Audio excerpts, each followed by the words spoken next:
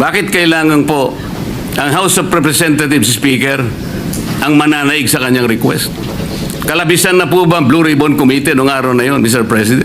In the evening, when the speaker called me, Senator Marcoleta was no longer chairman of the Blue Ribbon. No more, because we had already elected It was already Senator Lacson. Lacson, yes. Ibig ba sabihin po, Mr. President, nawawala ng visa yung ginawa namin? Hindi.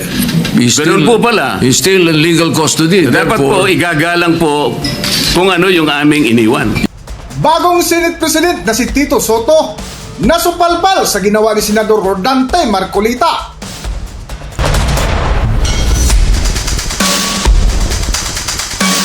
Welcome back to Kaakibat TV. Matapos nga ang ikatlong pagdinig sa Senado ukol sa inabangan ng publiko sa investigasyon noong Lunes, September 8, 2025 na pinangunahan ni Senador Rodante Marcoleta hinggil sa umano'y maanumalyang flood control project, ay unti-unting naglabasan ang mga taong sangkot sa dambuhalang korupsyon ng ating bansa. Isa nga sa taong tinutukan ni na Senador Rodante Marcoleta ay ang dating engineer ng DPWH sa bayan ng Bulacan na si Engineer Bryce Hernandez na pinasight in contempt dahil sa harap-harapang pagsisinungaling sa nasabing kapulungan. Mr. President, Yes, Senator Marcoleta. noong pong September 8, 2025, ako pa rin po ang chairman ng Blue Ribbon Committee. Ang Blue Ribbon Committee po ang nag-approve ng legal and physical custody nung ma-cite in contempt si Bryce Hernandez. Nung makiusap po ang Speaker ng House of Representatives sa inyo, di po ba dapat nakonsulta naman ang chairman ng Blue Ribbon Committee? Dahil kami po, ginawa namin yon through the collective wisdom of the committee. Hindi po namin gawa-gawa yon. Kaya lang namin siya cite in contempt sapagkat halos ipamukha na namin sa kanya ang mga datos. Ibinigay ko na sa kanya ang lahat ng ipinanalo at ipinatalo niya sa casino. Pati yung ginagamit niyang dalawang ID na galing sa LTO, ayaw pa niyang aminin. Ganun po yung nangyari. Gusto lamang namin siyang turuan ng leksyon para sa ganun kahit papano baka maisip niya na dapat sana mapahiya na siya sa sarili niya kung meron pa siyang kahihiyan. Dapat naman sana nung siya'y mag-request ngayon sa House of Representatives, hindi po sa kanya dapat manggaling ang request kung saan siya magko-custody. Ang custody po yung natapos na. Nagsalita na po ang Blue Ribbon Committee. Bakit po hindi man lang nakonsulta ang Blue Ribbon Committee? Bakit kailangan po ang House of Representatives Speaker ang mananaig sa kanyang request? Kalabisan na po ba ang Blue Ribbon Committee noong araw na yon, Mr. President? May I be clarified on what date that transpired? Yesterday or September 8 po. Monday? Yes, Mr. President. Monday yung... Majority Leader. Monday was the hearing here in this Senate. Monday he was cited in contempt. Yeah. But the hearing in the House was on Tuesday, September 9. Yes, And as, Tuesday. So in the evening, when yesterday, no. So in the evening, when the speaker called me, Senator Marcoleta was no longer chairman of the Blue Ribbon. No more, because we had already elected It was already Senator Lacson. Lacson, yes. Ngunit maraming netizens ang nagtatanong kung bakit ibinigay o pumayag ang bagong Senate President na si Tito Sotto kay Speaker Martin Romualdez na i-turn over sa Kongreso ang taong hawak na ng Senado na si Engineer Bryce Hernandez na tila pambabastos na ang ginawa ng Kongreso sa Senado na isa rin sa kinwestiyon ngayon ni Senador Rodante Marcoleta. Para sa buong kwento, narito ating panurin ang katanungan ni Senador Rodante Marcoleta na tila nasupalpal ang bagong Senate President na si Tito Sotto. Narito ang video. Yes. Ibig ba sabihin po, Mr. President, nawawala ng visa yung ginawa namin? Hindi. Ganun po pala. He's still in legal custody. Dapat po, igagalang po kung ano yung aming iniwan. Yes, Doon tayo magsisimula. Ang iniwan ninyo, cite in contempt. Hindi And po. legal Nasa custody legal of the custody Senate. na po ng, He was still ng House. under the legal ng, custody of ng the Senate. Mr. President, may I ask for a minute suspension? Session suspended. I have the permission, Mr. President, to read your letter addressed to the House Infrastructure Committee dated September 8, 2025. This is to formally approve your request for Mr. Bryce Hernandez to attend your hearing tomorrow, September 9, 2025, 9 a.m. at the People's Center House of Representatives. We expect that he be returned safely immediately after the said hearing to the Senate. So this is very categorical, Mr. President. Their request that he be called for hearing in the House of Representatives was conditioned upon his safely return to the Senate. There is no need for a motion, Mr. President. I was still the chairman of Blue Ribbon Committee at the time, and it was very clear that we committed him to the custody of our Sergeant at Arms. Not in Quezon City, not anybody else. And so, as already asked by Senator Alan, we are not supposed to change the rule. I move, Mr. President, that he be back immediately to the custody of the Senate, not only because this is the condition that you gave them, but more importantly, in order to erase the perception that if he is here in the Senate, he is not safe. I will reject the idea that if he returns in the Senate, manganganib ang buhay niya. It is as if that we are giving credence to his statement, which I believe is not true, Mr. President.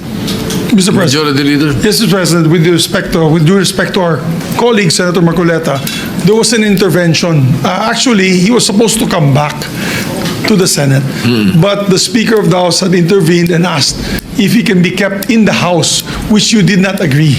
And you said that we will put him in the PNP Custodial Center under the custody still of OSA and the Senate. Legal custody of the Yes. Senate. So, when he wrote the letter, Your Honor, wala pang intervention. So walang kasalanan dyan si Senate President. He was going to bring him in, but we are not bending any rule. But the because Senate request- President already has said the rule. Mr. which President, allows the us- request of the Speaker of the House of Representatives is inconsequential here.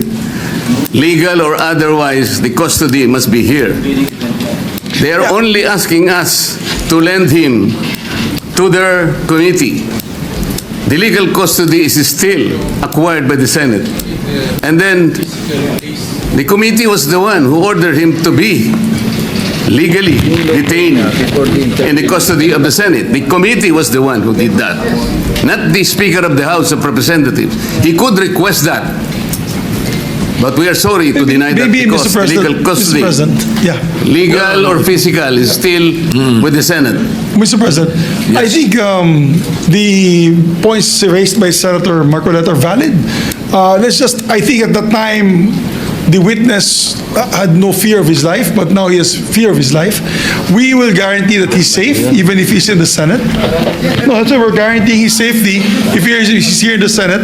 But let's also be transparent, Your Honor, because I think the question there is kung meron bang maging impluensya pa sa kanya. That Diba? was the point of the Later on. minority leader. Correct. There might be a perception that if he is here, he might be influenced by someone. That is also Correct, Mr. President. the minority leader made mention of that. And that's why I believe the Senate President made that decision to keep him in a neutral area, which is the PNP Custodial Center. But then again, Mr. President, we're a deliberative body. If the body would wish him back here to the Senate, then we can discuss it further. Mr. President, just a quick intervention. Go ahead, Senator Lacson. I would like to echo the earlier manifestation of the majority leader. Yung letter po ng ating Senate President was valid before the intervening event occurred. So we cannot invoke the letter of the Senate President kasi wala pa yung intervening event na mayroong request from the Speaker of the House. And the Senate President, using his own wisdom, granted the request, but we have not given the legal custody of Bryce Hernandez to the House. We still maintain or retain the legal custody over his person. And as I mentioned earlier, kung kailangan siya ng House, they will have to seek permission from the Senate President. Again, yes, so they are not in Thank you, Mr. custody. President. Yes, Senator Mr. De La Rosa, President. yes, go ahead. Thank you, Mr. President. Mr. President, You know, Let Senator De La Rosa speak first. Go ahead. we have a very sad experience, Mr. President. Because if the reason why the Speaker requested for Bryce Hernandez to be detained not in the Senate because for fear of being influenced by anybody or any member of the Senate. Alam mo, Mr. President, Colonel Grijaldo nag-testify dito sa ating committee about the wrongdoings of the members of the Quadcom. Nagsumbong siya dito, Mr. President. And after he read his statement, sabi niya sa amin, Sir, can I be protected by the Senate? Dahil alam kong pinag-initan ako ngayon ng House. So, I share the information to the committee and even to the leadership of the Senate. But the following day or the days after, he was